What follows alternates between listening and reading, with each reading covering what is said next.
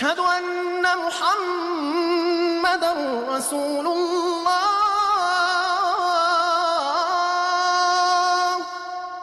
سورۃ الانشقاق. بسم اللہ الرحمن الرحیم.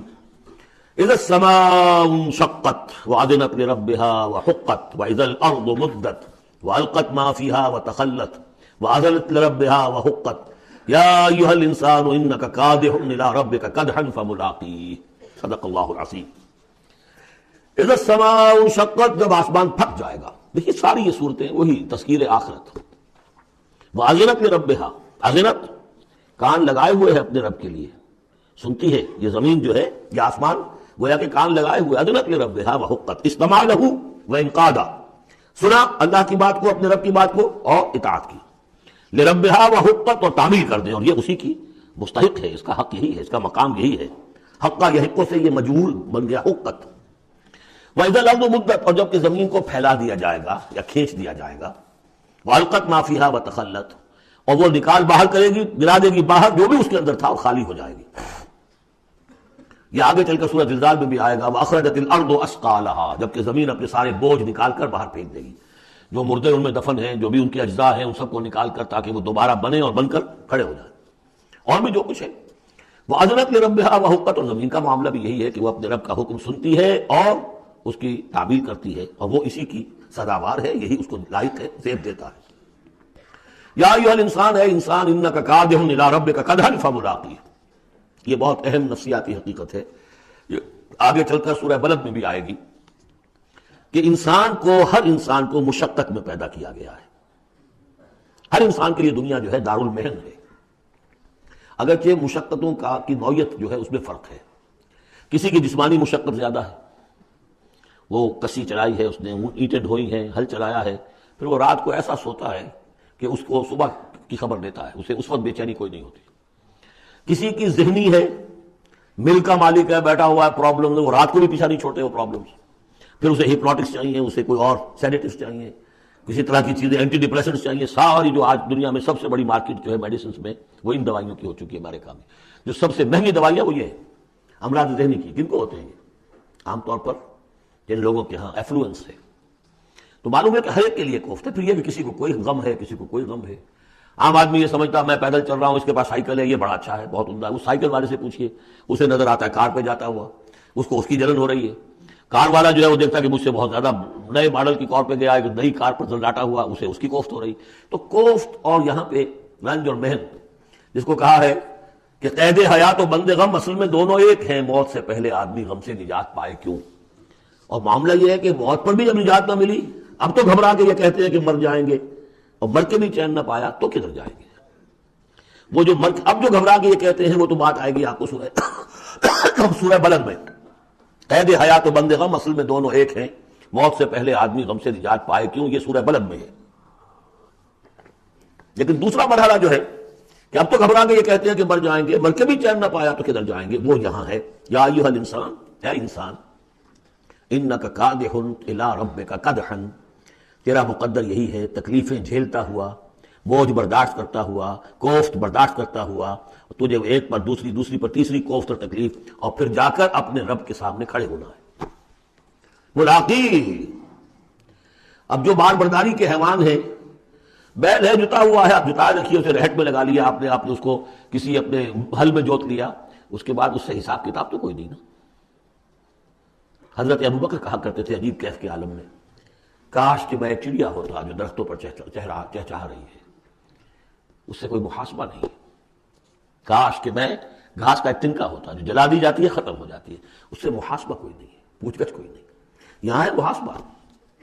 یا ایھا الانسان انک کادح، مشقتیں بھی جھیلو، صدمے بھی جھیلو، بوجھ بھی اٹھاؤ، اینٹیں بھی ڈھو، اور جو بھی کرنا، قلم کی گھس گھس کرو، بیٹھو، جاؤ 3 جگہ 4 جگہ مطلب کرو، اور مریضوں کی خدمتیں کرو، اور پھر یہ کہ سب کچھ کر کے پھر ایک دن کھڑے بھی ہو جانا ہے.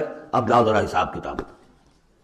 لن تزول قدم ابن آدم حتی یسأل عن 5، ابن آدم کے قدم ہل نہیں سکیں گے جب تک کہ 5 چیزوں کا حساب نہ لے لیا جائے. عن عمرہ فیما افناہ، حساب دو عمر کا، 80 برس کی عمر دی تمہیں، کہاں فنا کی. خاص طور پر وعن شبابہ فیما ابلاہ، شباب، جوانی، قوتوں کا، امنگوں کا دور، وہ کہاں گلائی تھی جوانی. وعن مالہ من این اکتسبہ وفیما انفقہ، مال کا حساب دو، کہاں سے کمایا تھا، حلال سے کہ حرام سے، اور کہاں خرچ کیا تھا، عیاشیوں میں، عللوں تللوں میں، یا ادائے حقوق میں۔ واما علم فیما علم، اما عمل فیما علم، اور پانچواں سوال سب سے مشکل ہے، جو علم حاصل ہوا تھا اس میں عمل کتنا کیا۔ اس اعتبار سے ایک بات بتا دوں، برا نہ مانے، جن لوگوں نے پابندی سے یہاں یہ آج کون سا دن ہو گیا ہے، 25واں، ان کی سب سے بڑی مشکل ہو گئی ہے، اب سب سے بڑی مشکل اب ان کی ہے۔ اما عمل فیما علم، جو علم حاصل ہوا ہے اس میں عمل کا حساب کتاب ہوگا۔ وہ غریب جنہیں موقع ہی نہیں ملا، کبھی کوئی ایسی صورت ہی نہیں بنی کہ ان کے سامنے قرآن کی دعوت آ گئی ہو، ان کے پاس شاید کوئی نہ کوئی عذر ہو، ان کے عذر کا حصہ جائے گا ان پر جن کے ذمہ تھا کہ قرآن کی پہنچایا نہیں پہنچایا۔ لیکن یہ ہے کہ جن تک یہ بات پہنچ گئی انہیں سمجھ لینا چاہیے کہ بہت سخت ہے معاملہ۔ یا ایھا الانسان انک کادح الی ربک کدحا فملاقیہ فاما من اوتی کتابہ بیمینہ، تو وہ کہ جس کو دی جائے گی کتاب اس کے داہنے ہاتھ میں، فسوف یحاسب حسابا یسیرا، تو اس سے تو لیا جائے گا بہت ہی ہلکا اور نرم حساب۔ وہ ہلکا اور نرم حساب کیا ہے؟ بخاری اور مسلم دونوں میں حضرت عائشہ سے روایت موجود ہے رضی اللہ تعالی عنہا، ینظر فی کتابہ ویتجاوز عن سیئاتہ واما من نوقش فی الحساب فقد ہلک، یعنی حساب یسیریہ کی کتاب نہ اس کا دیکھ لیا جائے گا بس ایک نظر سے، اور اس کی خطاؤں کو بخش دیا جائے گا، لیکن جس سے مناقشہ ہو گیا، جرا ہو گئی، وہ ہلاک ہو جائے گا۔ حساب یسیر یہ ہے، کوئی مناقشہ نہیں، کوئی جرا نہیں، اللہ تعالیٰ ان سے نرم معاملہ کرے گا۔ وَيَنْقَلِبُ إِلَىٰ أَهْلِهِ مَسْرُورًا، وہ جب واپس آئے گا اس عدالت کے کٹہرے سے تو بڑا خوش و خرم آئے گا اپنے گھر والوں کے پاس کہ جان چھٹی لاکھوں پائے، اللہ تعالیٰ کی رحمت سے، اللہ کی مغفرت سے میرا معاملہ تو سیدھا ہو گیا۔ لیکن اب اس کے برعکس کیا ہے، وَأَمَّا مَنْ أُوتِيَ كِتَابَهُ وَرَاءَ ظَهْرِهِ، اور وہ شخص کے جس کو دیا جائے گا اس کا اعمال نامہ اس کی پیٹھ کے پیچھے سے، وہ کیوں؟ دینا تو ہے بائیں ہاتھ میں، بائیں ہاتھ پیچھے کر لے گا، میں لینا نہیں چاہتا تو وہاں پکڑا دیں گے، وہ یہاں حاضر ہے۔ وَرَاءَ ظَهْرِهِ فَسَوْفَ يَدْعُو ثُبُورًا، اب وہ موت طلب کرے گا، کسی طرح موت آ جائے، میں ختم ہو جاؤں، میں معدوم ہو جاؤں، میرا وجود نہ رہے۔ وَيَصْلَىٰ سَعِيرًا، لیکن وہ داخل ہوگا جہنم میں۔ إِنَّهُ كَانَ فِي أَهْلِهِ مَسْرُورًا، بہت اہم ہے یہ مقام، وہ اپنے اہل و عیال میں بڑا خوش و خرم رہا ہے زندگی میں، دنیا میں، حرام سے دن بھر کی محنت کر کے۔ دیکھیے ایک بات بتا دوں، اگر آپ اللہ کے دین کا حق ادا نہیں کر رہے تو چاہے 100% حلال سے کما رہے ہیں، حرام کھا رہے ہیں، اس لیے کہ اللہ کے دین کا حق آپ نے ادا نہیں کیا۔ وہ جو غصب کیا جا رہا ہے اللہ کا حق، وہ کہاں جائے گا جب تک کہ آپ وہ حق ادا نہ کریں جو دین کا ہے۔ اس اعتبار سے سمجھ لیجیے حرام اور حلال یہی نہیں ہے، حرام اور حلال کے بڑے مراتب ہیں۔ ایک حرام خور وہ ہے جو سور کھا رہا ہے، آپ نے کہا بہت، یہ تو چھی چھی چھی چھی، سور کھا رہا ہے، حرام سب کو معلوم۔ ایک وہ ہے جو کھا رہا ہے بکری کا گوشت، بکری بھی خود ذبح کی ہے تاکہ قصائی کا بھی معاملہ کو خراب نہ ہو جائے، لیکن یہ کہ وہ بکری خریدی ہے کسی کی جیب کاٹ کے، تو کیا کھا رہا ہے؟ حلال کے حرام؟ حرام۔ اس کو بڑھاتے جائیے۔ باطل کے غلبے کے تحت سانس لینا بھی حرام ہے۔ You have reconciled؟ تم نے باطل کو تسلیم کر دیا، ذہن قلبن، طاغوت کو تسلیم کر لیا ہے، تمہارا جینا حرام، تمہارا سانس حرام۔ الا یہ کہ تن من دھن، اپنی صلاحیتوں کا صرف منیمم رکھا جائے اپنے لیے اور میکسیمم جو ہے خرچ کر دیا جائے اس نظام کو بدلنے کے لیے، وہ اس کا کفارہ ہو جائے گا۔ ورنہ یہ کہ وہ آپ ناپ تول کر کے تو حلال کھا رہے ہیں، لیکن جس نظام باطل کی آپ چاکری کر رہے ہیں، جس کی ملازمت کر رہے ہیں، جسے سپورٹ کر رہے ہیں، بڑی تنخواہ ملی ہے، ورلڈ بینک کی کسی برانچ میں جو ہے مینیجر لگ گئے ہیں، کس نظام کو آپ چلا رہے ہیں؟ بہرحال وہ بات لمبی ہو جائے گی۔ لیکن وہ دنیا میں خوش و خرم تھا، اچھا کھلا رہا تھا، دودھ ملائی ربڑی اپنے بچوں کو، ہر وقت آ رہا ہے تو نئی چیزیں لے کر آ رہا ہے، ولایت سے آ رہا ہے تو ایک ایک بچے کو بلا کر تمہارے لیے یہ لایا ہوں، تمہارے لیے یہ لایا ہوں، وہ دنیا میں وہ خوشیاں لے آیا، اب یہاں کچھ نہیں ہے۔ وہ اللہ کا بندہ جو دنیا میں ڈرتا رہا، انا کنا فی احدنا مشفقون، ہم تو ڈرتے تھے کیا ہوگا اللہ کے حضور بے روز کھڑا ہونا ہوگا، ان کے لیے یہاں آیا ینقلب الی اہلہ مسرورا، اب وہ لوٹے گا اللہ کی عدالت کی کٹہری سے اپنے گھر والوں کی طرف تو خوش و خرم ہوگا۔ اور یہ جو ہے یہ دنیا میں خوش و خرم رہا تھا اپنے اہل و عیال میں۔ انہ کان فی اہلہ مسرورا انہ ظن ان لن یحور، اس کو گمان یہ ہو گیا تھا کہ لوٹ کر آنا نہیں ہے، ہمارے پاس آنا نہیں ہے۔ بلا، کیوں نہیں؟ ان ربہ کان بہ بصیرا، یقیناً اس کا رب تو اسے دیکھ رہا تھا، ہر آن دیکھ رہا تھا، اس کی نگاہ میں تھا۔ فلا اقسم بالشفق واللیل وما وسق والقمر اذا اتسق لترکبن طبقا عن طبق، یہ ہے اصل میں وہ مقام جس کے حوالے سے میں نے آپ کو کہا تھا کہ سورہ مدثر کی ان آیات کو ذہن میں رکھیے. کلا والقمر، تو یہ دیکھیے کہ وہاں بھی درمیان میں پھر اثر نوقس میں آ گئی تھی. دو تقریباً سمجھیے دو صورتیں بن گئی، شروع میں یا ایھا المدثر سے لے کر اور آیت نمبر 31 تک، اور پھر کلا والقمر واللیل اذ ادبر والصبح اذا اسفر انھا لإحدی الکبر. وہی بات یہاں ہے، ایک مضمون پورا ہو چکا. فلا اقسم بالشفق، تو نہیں مجھے قسم ہے شام کی سرخی کی، واللیل وما وسق، اور رات کی اور جو چیزیں اس میں سمٹ آتی ہیں، والقمر اذا اتسق، لیکن پھر جب چاند جو ہے رفتہ رفتہ بھرتا ہے اور پورا ہو جاتا ہے، 24 کا چاند بن جاتا ہے. یہ اصل میں میرے نزدیک واللہ عالم، یہ کسی اور کوئی بات میں نہیں کہہ رہا ہوں، میرے نزدیک یہ دو بڑی اہم خبروں کی نشاندہی ہے جو قرآن میں کی گئی ہے. اور وہاں ہے بھی انھا لإحدی الکبر، بہت بڑی خبر ہے یہ کہ محمد رسول اللہ صلی اللہ علیہ وسلم کا جب خورشید ہدایت طلوع ہوا ہے تو اس وقت صورت کیا تھی؟ 600 سال کی رات تھی، اس میں کوئی نبی نہیں آیا تھا.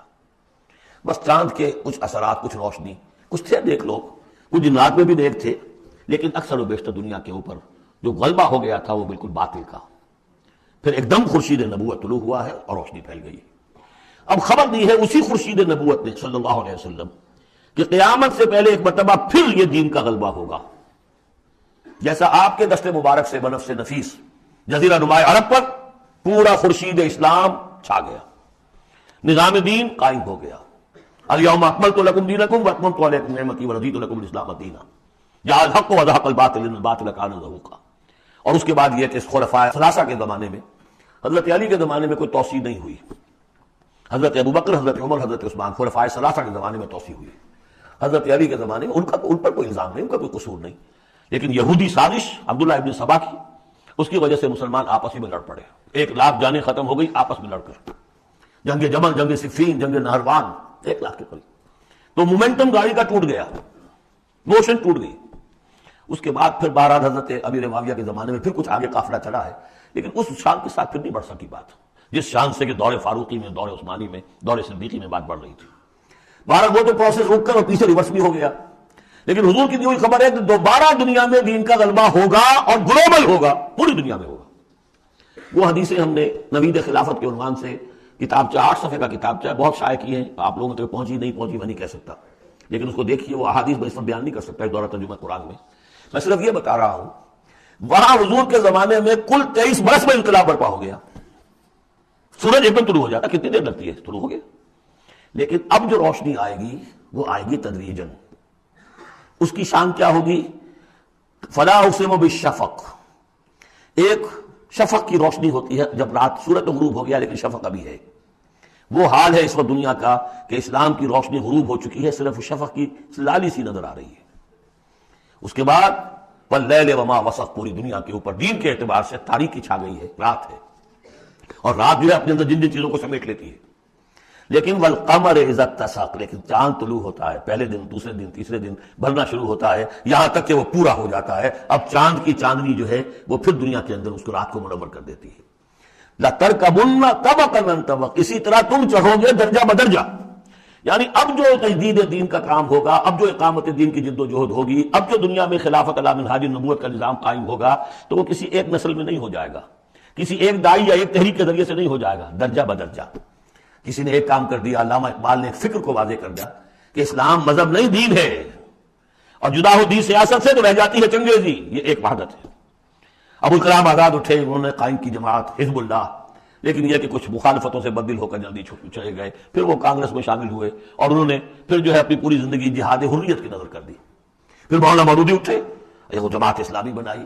افسوس کہ پاکستان میں آ کر وہ یہاں کی قومی سیاست کے اندر داخل ہو کر انہوں نے بھی منزل کھوٹی کر لیا. وہ قافلہ جو ہے جیسے کہ کہیں کسی دلدل میں پھنس گیا ہے.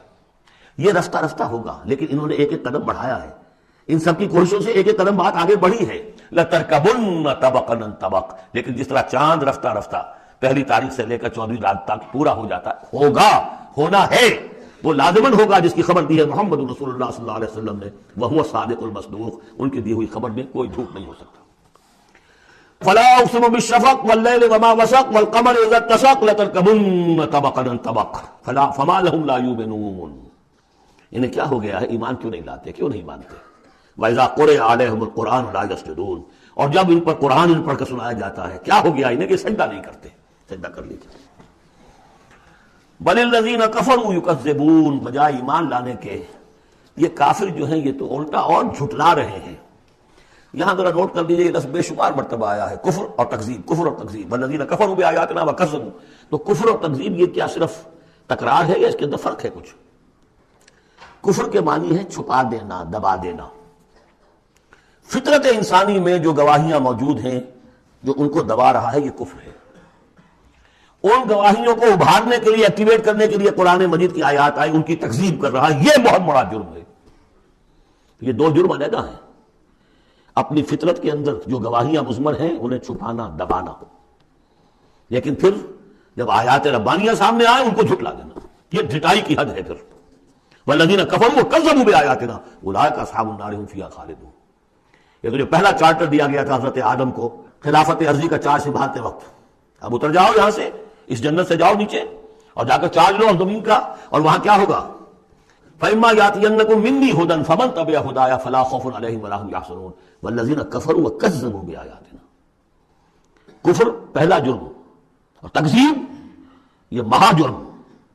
کفر تو اس وجہ سے بھی ہو سکتا ہے کہ اس ماحول کے اثرات تھے، آپ ذہول میں رہے، آپ دبے ہوئے تھے، لیکن جب وہ روشنی آ گئی پھر اس کی تکذیب، یہ معلوم ہوا کہ اب یہ جرم جو ہے اپنی آخری حد کو پہنچ گیا۔ بل الذین کفروا یکذبون، یہ کافر جو ہے جھٹلا رہے ہیں۔ واللہ عالم بما یورون، اور اللہ کو معلوم ہے کہ یہ کیا بھرے ہوئے ہیں اپنے ہاں۔ عام طور پر سمجھا ہے کہ جو انسان مال دولت نہیں، اندر ان کے بغض ہے، حسد ہے، تکبر ہے، اس کی وجہ سے یہ تکذیب کر رہے ہیں۔ یہ نہیں کہ یہ حق کو پہچان نہیں پائے ہیں، ان کے اندر جو ہے بغض، حسد اور تکبر بھرا ہوا ہے۔ فبشرہم بعذاب علیم، تو اے نبی ان کو بشارت دے دیجئے دردناک عذاب کی۔ الا الذین آمنوا وعملوا الصالحات لہم اجر غیر ممنون، سوائے ان کے کہ جو لوگ ایمان لائے اور جنہوں نے نیک عمل کیے، ان کے لیے اجر ہے بے انتہا، کبھی ختم نہ ہونے والا، منن، کاٹ دینا۔ اگر کچھ چیز کٹ جائے گی اس کی انتہا ہو گئی، نہیں، یہ کٹ نہیں سکے گا، اس کا سلسلہ جاری رہے گا، مسلسل، غیر ممنون، یہ مسلسل ہے، ختم ہونے والا نہیں۔ بارک اللہ لی و لکم فی القرآن العظیم ونفعنی وإیاکم بالآیات والذکر الحکیم۔